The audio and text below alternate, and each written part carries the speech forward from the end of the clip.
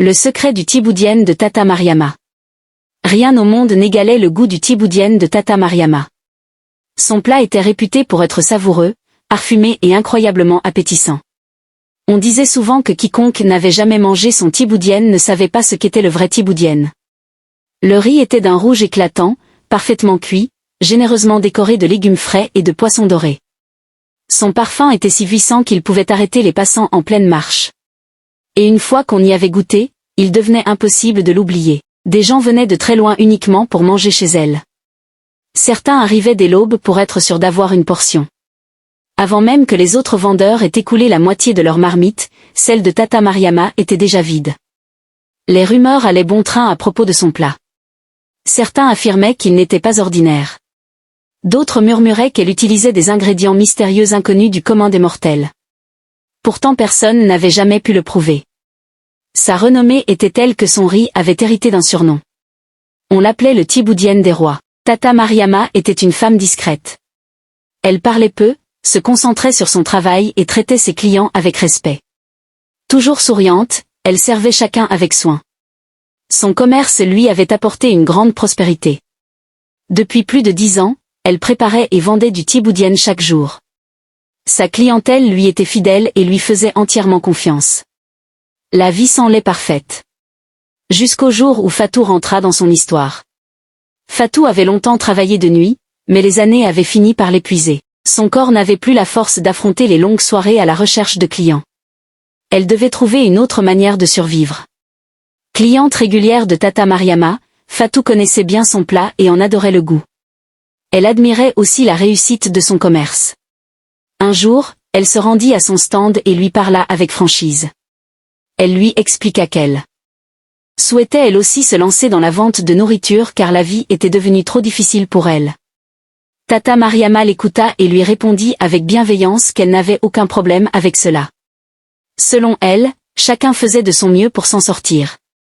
Encouragée, Fatou ouvrit son propre petit commerce 2 semaines plus tard. Elle se mit à préparer du tiboudienne, essayant d'imiter chaque détail, les légumes, les poissons, la présentation. Elle copiait tout ce qu'elle voyait. Pourtant, quelque chose manquait. Le goût n'y était pas. Les clients se faisaient rares. Certains jours, elle ne vendait qu'une seule assiette. D'autres jours, personne ne s'arrêtait. Fatou passait ses journées assise dans son échoppe, observant les passants ignorer son stand pour se diriger directement vers celui de Tata Mariama. Un soir, seule avec ses pensées, elle se mit à réfléchir comment pouvait-elle faire exactement le même métier, cuisiner le même plat et obtenir des résultats si différents. Tandis que son commerce stagnait, les gens continuaient de parcourir de longues distances pour manger chez Tata Mariama. Fatou en vint à une conclusion troublante. Ce riz n'était pas ordinaire. Elle devait découvrir ce que Tata Mariama préparait réellement.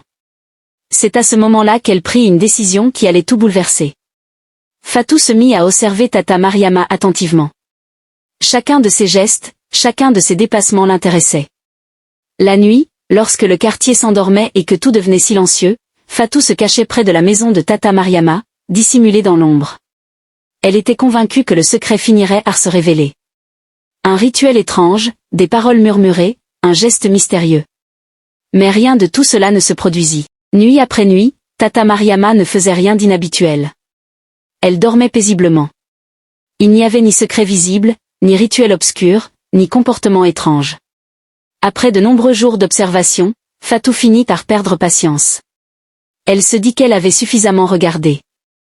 Rien ne semblait inhabituel.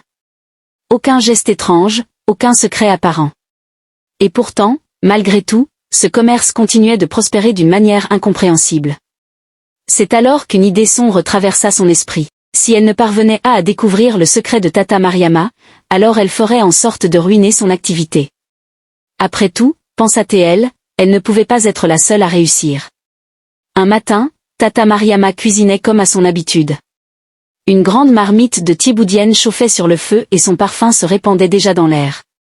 À un moment, elle entra dans sa boutique pour aller chercher de l'eau afin d'en ajouter à la cuisson. C'était l'occasion que Fatou attendait. Elle était dans les environs, cachée, observant chaque mouvement. Dès que Tata Mariama disparut à l'intérieur, Fatou se précipita vers la marmite. Elle regarda autour d'elle, personne ne la surveillait. Elle sortit alors de sa poche une petite poudre blanche et la versa rapidement dans le riz avant de repartir aussitôt comme si rien ne s'était passé. Tata Mariama revint, ajouta l'eau, remua le riz et continua à cuisiner sans se douter de quoi que ce soit. Ce jour-là, quelque chose d'inhabituel se produisit. Le riz de Tata Mariama se vendit encore plus vite que d'ordinaire. En moins d'une demi-heure, tout avait disparu. De nombreux clients restèrent sans manger. Ils attendirent, mais il n'y avait plus rien. Alors, pour la première fois, ils prirent une décision inattendue. Ils se dirigèrent vers l'échoppe de Fatou. Pour elle, cette journée était différente. Son stand se remplit de clients. Surprise, elle les servit avec un large sourire. Intérieurement, elle se félicitait. Son plan semblait fonctionner. Les gens mangeaient, buvaient de l'eau et la remerciaient. Fatou se sentait fière. Mais peu de temps après, des cris éclatèrent. Quelqu'un se tenait le ventre. Un autre courait en urgence. D'autres encore criaient qu'ils avaient besoin de toilettes.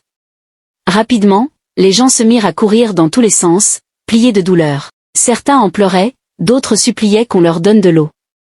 Certains n'avaient même pas le temps de s'éloigner et se soulager derrière les bâtiments. Fatou resta figée, complètement perdue. Pourquoi cela arrivait-il? Pourquoi elle et pourquoi pas Mariama? Le soir même, toute la zone était au courant. Le lendemain, les avertissements circulaient de bouche en bouche. Il ne fallait surtout plus acheter de nourriture chez Fatou.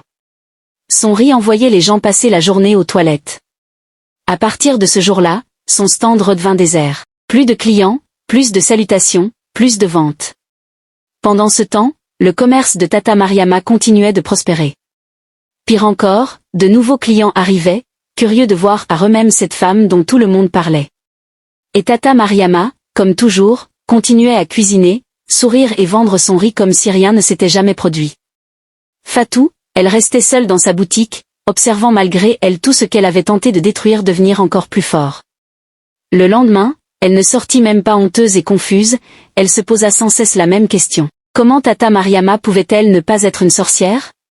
Elle avait essayé de ruiner son commerce et c'était le sien qui s'était effondré. Plus elle y pensait, plus la colère montait en elle. Un matin, elle prit une nouvelle décision. Si elle ne pouvait pas l'attaquer de l'extérieur, alors elle agirait de l'intérieur. Le jour même, Fatou se rendit au stand de Tata Mariama. Elle s'inclina respectueusement et lui parla avec humilité. Elle expliqua que sa propre activité avait échoué, qu'elle n'avait plus d'argent et qu'elle demandait simplement la permission d'aider. Elle proposa de laver les assiettes, de servir les clients, de nettoyer, de faire n'importe quelle tâche. Tata. Jour. Très tôt le lendemain matin, Tata Mariama cuisinait comme d'habitude. Fatou s'approcha d'elle et lui dit calmement qu'un client la demandait à l'extérieur. Tata Mariama essuya ses mains et sortit. Dès qu'elle disparut, Fatou agit rapidement. Elle sortit le foulard blanc que le marabout lui avait donné et l'enfonça profondément dans la marmite de Thiboudienne, s'assurant qu'il soit bien dissimulé sous la nourriture.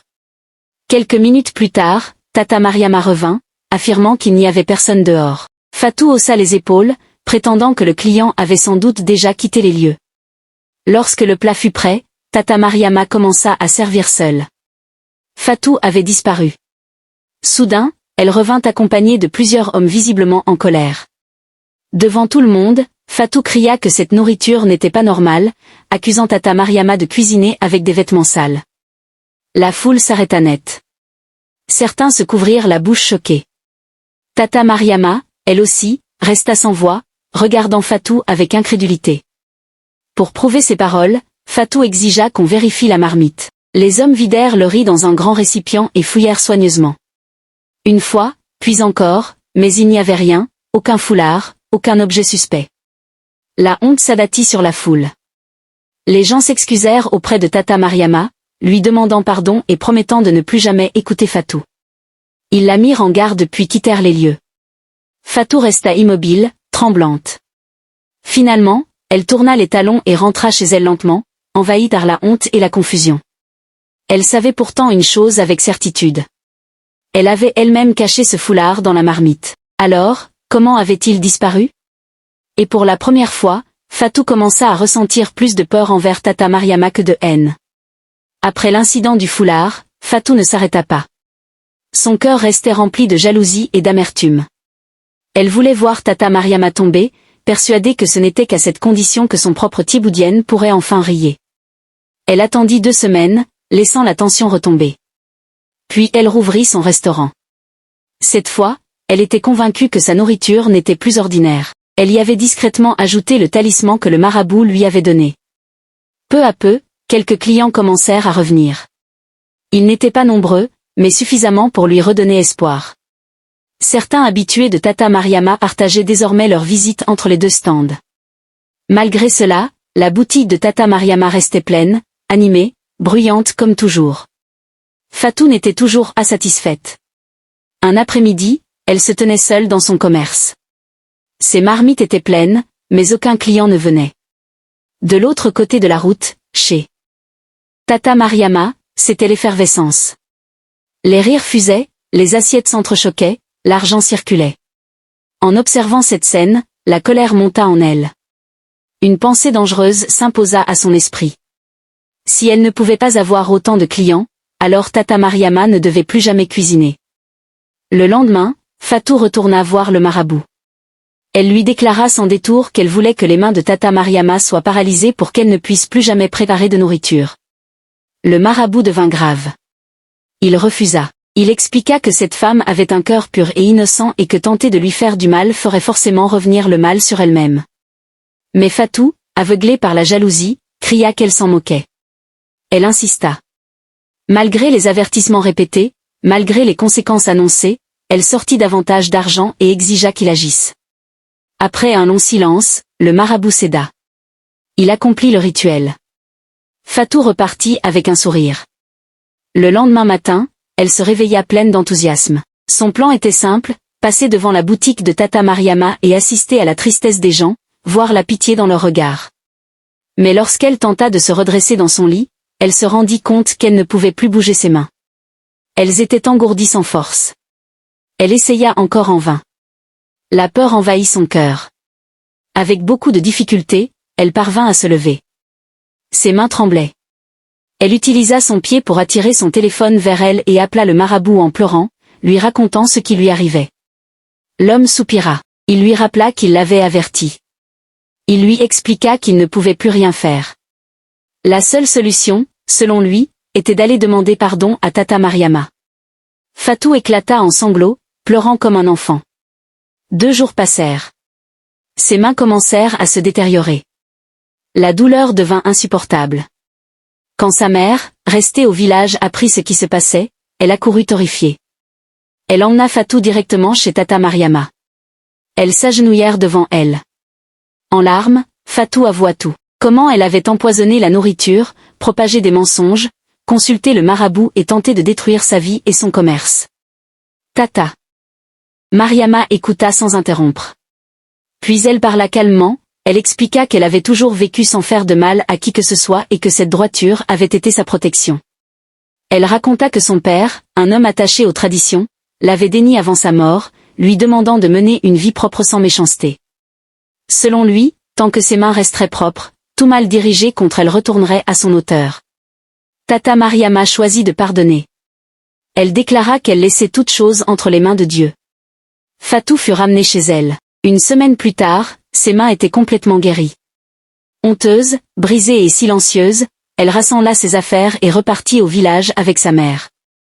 De son côté, Tata Mariama continua son activité. Son thiéboudienne se vendait toujours aussi bien, préparée avec le même soin, la même honnêteté. Et c'est ainsi que la jalousie perdit tandis qu'un cœur pur triompha. Ayez toujours le cœur pur. C'est la fin de cette histoire. Merci d'avoir regardé jusqu'à la fin. Si vous avez aimé, alors laissez un j'aime et abonnez-vous à la chaîne afin de voir d'autres histoires encore plus intéressantes.